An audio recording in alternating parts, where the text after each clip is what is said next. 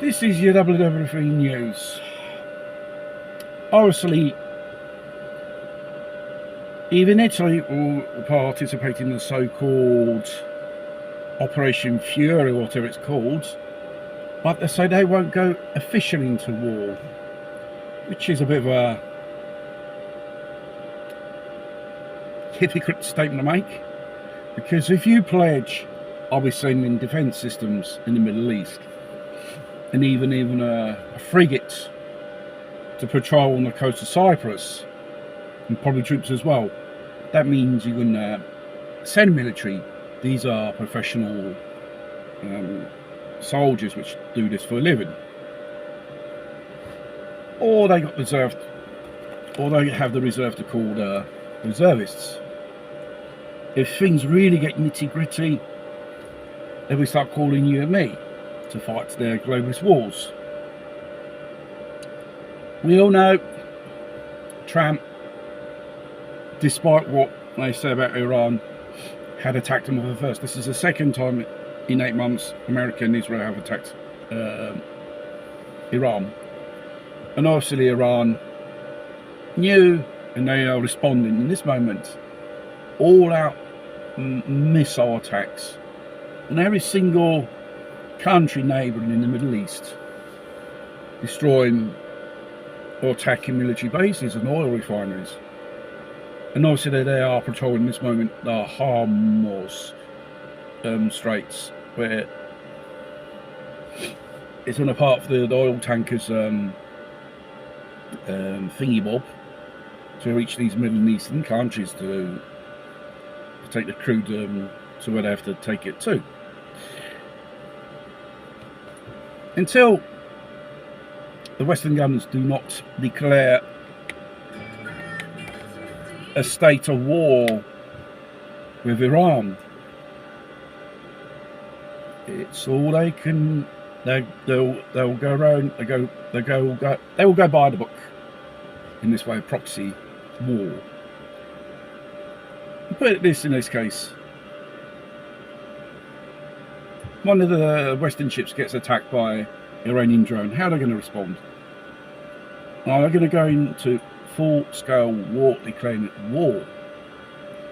This means a whole series of consequences, especially for Italy. Italy is a hub for military hardware, where it's nuclear or conventional weapons.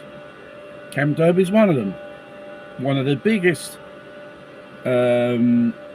ammunition hubs in Europe of NATO, which is under the jurisdiction of America. And also there are other installations with 13,000 American soldiers, and Italian military installations. Singolia was one of them in Sicilia. And there's a very important telecommunications base, which is American, which basically has a whole contact with the world, basically.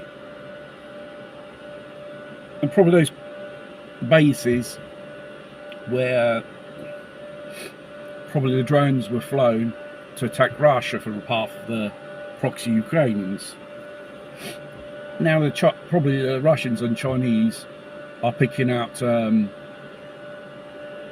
American and Israeli targets and using their satellites. And you know, Americans and Israelis can't do nothing much about it. It's the same type of medicine you give to the Russians, and the Russians and Chinese will give to the West. And the fear of Iranian conventional missiles come here, there is a possibility, but the fact is, if they start arming the more newer advanced stuff with nuclear warheads, that is a very big threat to sensitive targets. They'll probably know what to attack. Iranians said it clearly: we go down, you go down with us. More clear than that you can get. And the fact is, they can fight this war in many ways. Sleeping cells in Europe, they activate them. or cyber wars, attacking Western infrastructure, which uses the web and computers, electricity, telecommunications, water, gas, transport, various ministries.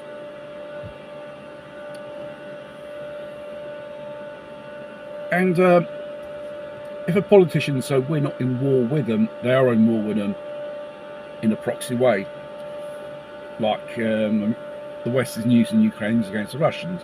It's the same thing. And it's a very explosive situation in the Middle East at this moment. Attacks are continuing to and fro, and I